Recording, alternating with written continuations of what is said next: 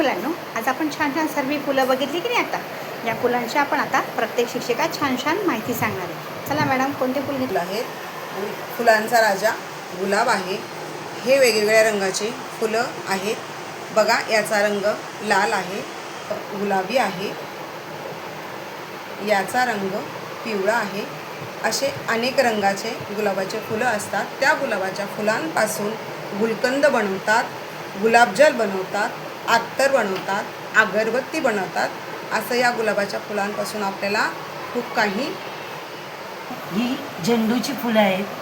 ही 2 रंगाची असतात, एक पिवळ्या रंगाचं, एक केशरी रंगाचं. याचं महत्त्व काय आहे, ही याच्यापासनं दसऱ्याला तोरण बनवले जातात, हार बनवले जातात, देवीला वाहिली जातात आणि घरोघरी याचं तोरणसुद्धा बांधलं जातं. मुलांना हे आहे गोकर्णाचं फूल. बघा, याचा रंग कसा आहे, जांभळा आहे की नाही. याला गोकर्ण का बोलतात, कारण याचा आकार हा गाईच्या कानाप्रमाणे असतो आणि याचे खूप सारे औषधी उपयोगसुद्धा होतात बरं का. आणि हे गोकर्णाचं फूल शंकराला खूप आवडतं. याच्यामध्ये 2 रंग असतात, एक जांभळा आणि दुसरा म्हणजे पांढरा रंग. ही आहे जास्वंदाची फुलं. जास्वंदाची फुलं पण वेगवेगळ्या रंगात मिळतात आणि हे की नाही गणपती बाप्पाला खूप आवडतं. यापासनं औषध बनवलं जातं. चाफ्याचं फूल आहे. याचा सुगंध फार सुरेख असतो आणि ही फुलं वर्षभर टिकतात, रंग असतात. याच्यामध्ये कवटी चाफा असतो. हे गुलाबी रंगाचा चाफा आहे, हा पिवळ्या रंगाचा चाफा आहे. मुलांनो, ही सगळी पांढऱ्या फुलांची फुलं आहे की नाही. सगळे पांढरा रंग. या फुलांना वास नसतो, पण दिसायला खूप सुंदर असतात. ह्याला म्हणतात टगर. ह्याला 5 पाकळ्या आहेत आणि याला बघा, ही डबल टगर आहे आणि ह्याला 5 पाकळ्या आहेत. नंतर ह्याला किती सुंदर वास येतो. हा आहे,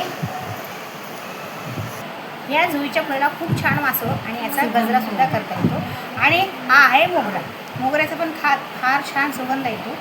आणि ही आहे आपली नाजूकशी अशी पारिजातकाची फुलं असतात. ती जमिनीवरच पडतात, ती झाडावरची फुलं खालीच पडतात, गळून पडतात. त्याचप्रकारे आहे हे कमळ.